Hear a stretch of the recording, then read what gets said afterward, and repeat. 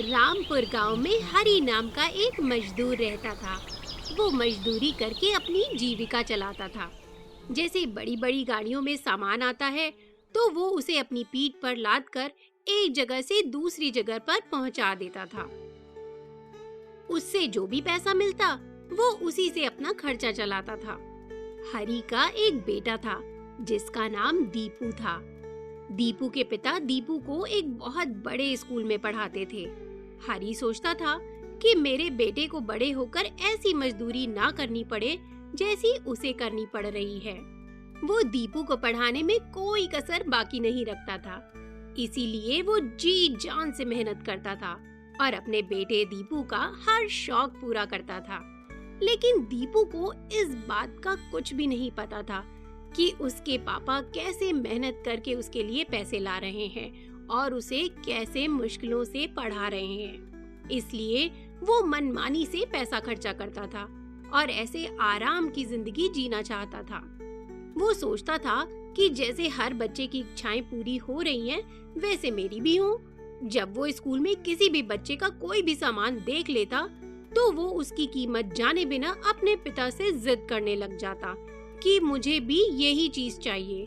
उसके पिता कैसे भी करके उसको वो चीज लाकर दे देते थे, इसलिए उसको जरा भी गम नहीं था।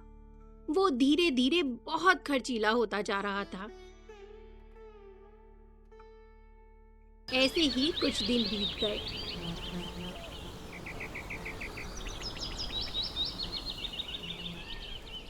जब दीपू के पिता को लगा कि अब उसका बेटा खर्चीला होता जा रहा है, तो उन्होंने उसको रोकना चाहा।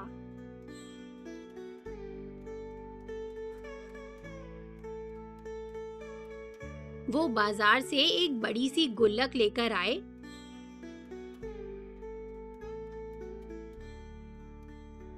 और दीपू से बोले, दीपू, ये देखो मैं तुम्हारे लिए क्या लाया हूँ। ये क्या है? ये एक जादुई गुल्लक है। इसमें तुम 1 रुपया डालोगे तो इसमें तुरंत 2 रुपए हो जाएंगे।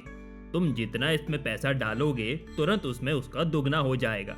और जब इसमें पैसे डबल हो जाएंगे, तब तुम कोई भी कीमती सामान खरीद सकते हो। जो तुम मुझसे हमेशा मांगते हो, वो तुम्हें मांगने की जरूरत नहीं पड़ेगी। लेकिन हाँ, इसमें एक और जादू है कि इसको तुम्हें अपने पॉकेट मनी से पैसा बचाकर पैसा डालना होगा, ऐसे रोज मुझसे मांग कर नहीं। दीपू बहुत खुश हुआ और उसने कहा, अरे वाह, ये तो वाकई कमाल की गुल्लक है।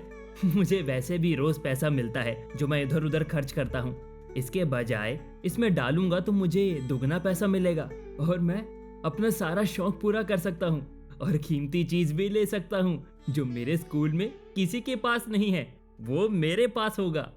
ये सोचकर वो अब फालतू खर्चा करना बंद कर देता है और बस काम की ही चीजें खरीदता है और बाकी पैसा जो बचता है उसे उस गुल्लक में डाल देता है। ऐसे में धीरे धीरे कुछ महीने बीत गए।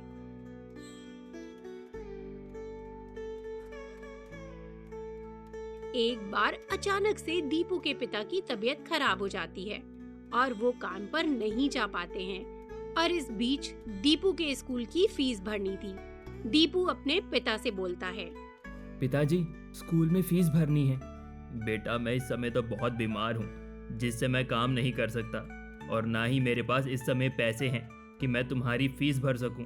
पिताजी, अगर फीस नहीं दी जाएगी तो हमारे टीचर हमें स्कूल से निकाल देंगे और मैं पढ़ भी नहीं पाऊंगा। ये कहकर दीपू बहुत उदास हो गया और अपने कमरे में जाकर बैठ गया और सोचने लगा कि क्या करूं कि मेरी फीस भर दी जाए। इतने में अचानक उसकी नजर अपनी गुल्लक पर पड़ी।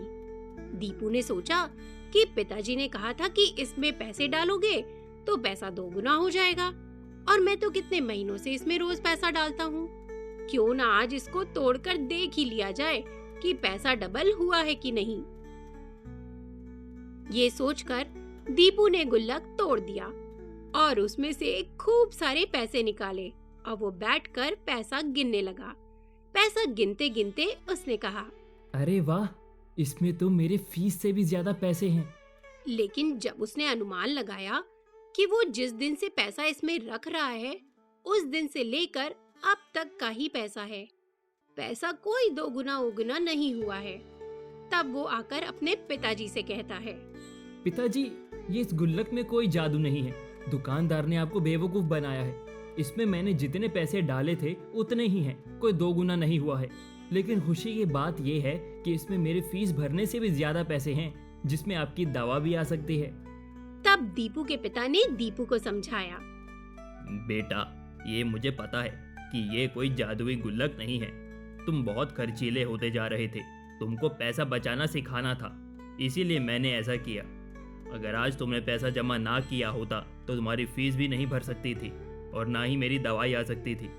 आज तुमने अपनी पॉकेट से बचा बचा कर इतने सारे पैसे इकट्ठे कर लिए, वो भी कुछ ही महीनों में।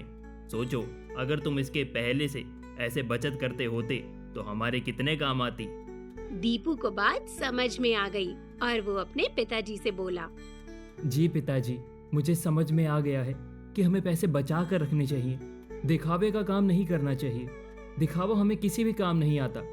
जो मुसीबत में काम आता है वो बचत किए हुए पैसे ही होते हैं।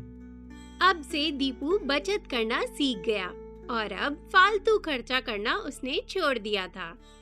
दोस्तों, इस कहानी से हमें ये सीख मिलती है कि हमें बचत जरूर करनी चाहिए, क्योंकि मुसीबत में सबसे पहले हमारी बचत ही हमारे काम आती है।